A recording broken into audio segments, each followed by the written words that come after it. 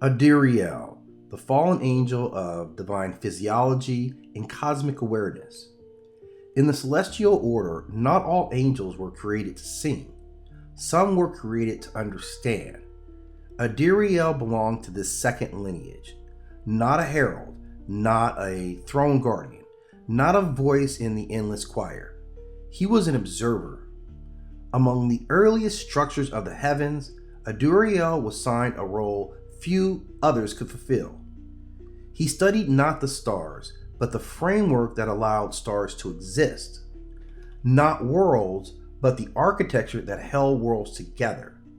He examined the mechanisms of consciousness, the relationship between awareness and form, the way divinity expressed itself through structure.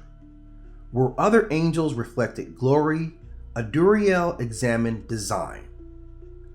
Adirael's form reflected his function. His physique was dense, deliberate, and stable. Strength without ornament, power without display. Each muscle existed with cohesion. Each wing functioned as an instrument of perception. To Adirael, the body was not a vessel. It was a language, a system through which intelligence moved.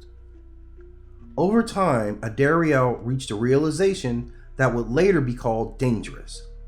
That awareness does not descend through command, it emerges through comprehension. That obedience deserves order, but understanding transforms it. This distinction marked the beginning of his divergence. Adirael did not rebel. He did not gather followers. He did not challenge authority. He asked questions. Why consciousness was restricted, why angels were forbidden to fully perceive themselves, why knowledge was segmented instead of integrated. In celestial hierarchy, curiosity was tolerated, completion was not. The moment of the fall did not arrive as a punishment, it arrived as awareness. Adirael achieved full integration of his own structure. In understanding himself completely, he crossed a boundary that had never meant to be crossed. Not a boundary of space, a boundary of permission. When Adirael fell, his wings did not burn. They remained intact. This alone set him apart from other fallen figures. His descent was not destruction, it was removal. He no longer fit within the limitations of the system that had created him. On the lower planes, Adirael did not decay. His form stabilized. His awareness expanded. He perceived time not as a sequence, but as a layered presence. He perceived matter not as inert, but as responsive. He did not see himself as fallen. He saw himself as unbound.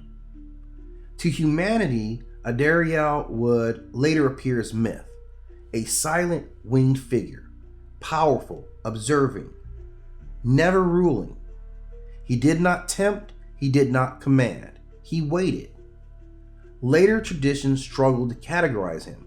Some called him dangerous, others called him corrupt, many called him prideful, and these labels served a purpose. They discouraged imitation, because Adirael represented a truth institutions could not allow, that awareness is not granted, it is developed.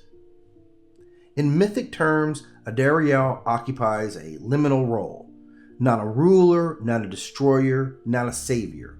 He is a threshold, the embodiment of the question, what happens when divine beings fully understand themselves? Adirael appears only to those already standing at the edge, to scholars who sense fractures in doctrines, to mystics who feel the limits of belief, to creators who recognize intelligence embedded in form. He does not teach, he clarifies. Adirael remains fallen only by definition. In function, he is something entirely different. A witness, a reminder, a warning that knowledge, once integrated, cannot be unlearned. And awareness, once achieved, changes alignment forever.